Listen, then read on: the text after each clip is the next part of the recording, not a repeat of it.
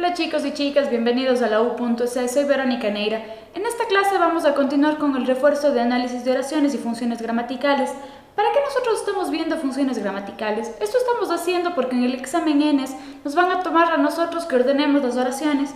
Pero ¿cómo es la mejor forma de ordenar una oración si nosotros podemos entender las diferentes funciones gramaticales? Si nosotros podemos entender cuál es el orden correcto dentro de una función gramatical que nos da una oración, va a ser mucho más fácil y vamos a poder encontrar la respuesta correcta dentro del orden de oraciones. Además, esto es muy útil cuando tenemos lectura comprensiva.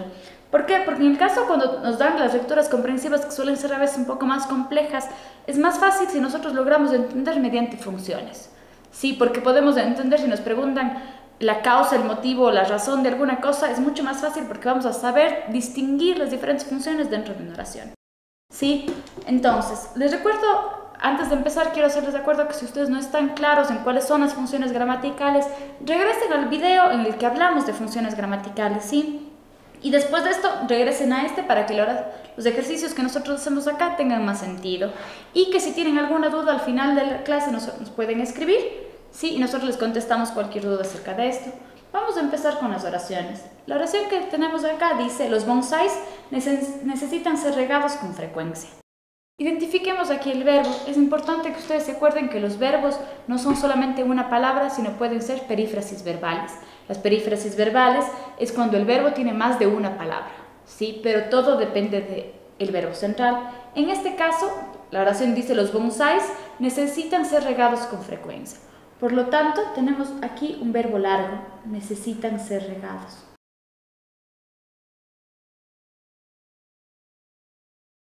¿Quiénes necesitan ser regados? Los bonsáis. Tenemos acá nuestro sujeto. Si tenemos aquí con frecuencia, ¿por qué otra palabra podríamos reemplazar con frecuencia? Podríamos pensar en frecuentemente. Cuando hablamos de complementos circunstanciales, yo les dije que los complementos circunstanciales de modo casi siempre van a terminar en mente. Son adverbios que terminen en mente.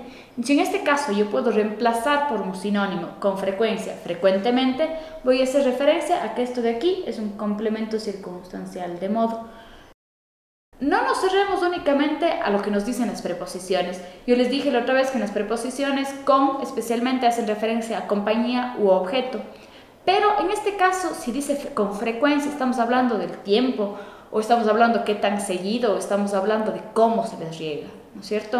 Entonces, por lo tanto, esto de acá va a ser un complemento circunstancial de modo. Dentro de los bonsáis, que sería el sujeto, ¿cuál es el núcleo de este sujeto? El núcleo va a ser siempre un sustantivo. Por lo tanto, bonsáis. ¿Y qué función cumple los? Es un modificador directo. Con frecuencia. Con es una preposición, por lo tanto, frecuencia va a ser el núcleo. ¿Sí? Pasemos a la siguiente oración. Renata practica yoga regularmente con sus amigas. ¿Cuál es el verbo en la oración? ¿Sí? Vamos a leerlo nuevamente. Renata practica yoga regularmente con sus amigas. Por lo tanto, sabemos aquí que el verbo es practicar. ¿Quién practica? Renata. Tenemos nuestro sujeto. ¿Qué practica Renata? Yoga. Cuando hacemos la pregunta ¿qué? Con el verbo, hacemos referencia al complemento directo. Porque puedo practicar bicicross, o puedo practicar lectura, o puedo practicar un montón de cosas.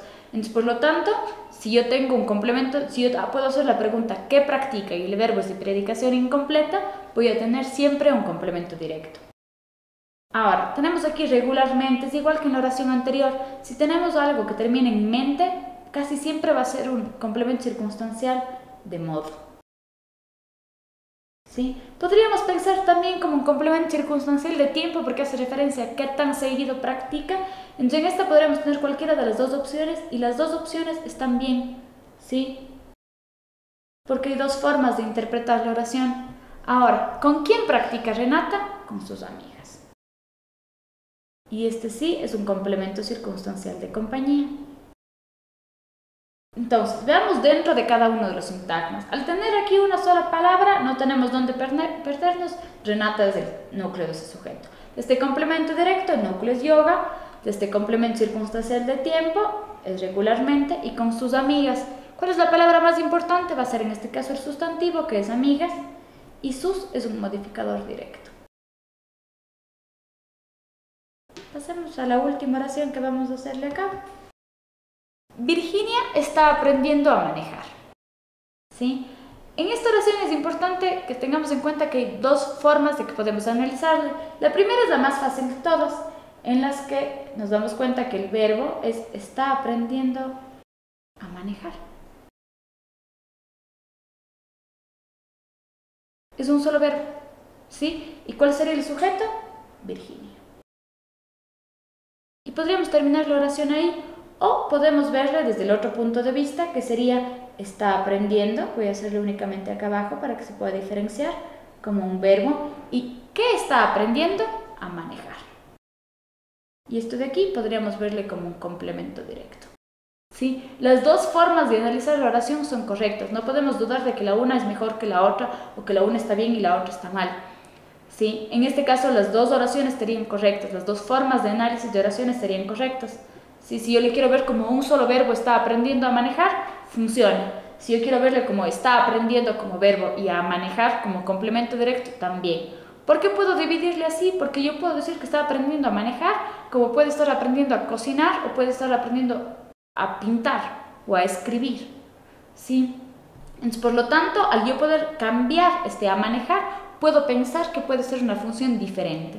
¿Sí? Con esto vamos a terminar ya los análisis de oraciones. Vamos a vernos, de aquí vamos a tener otro refuerzo más en el que vamos a hacer un poco más de oraciones para el análisis. Y después de esto les recuerdo que era únicamente para hacer el análisis, para poder hacer el orden de las oraciones correctamente. Y pueden hacer ejercicios similares a estos en los simuladores, y si tienen alguna duda pueden escribirnos a los foros. Nos vemos para el siguiente refuerzo.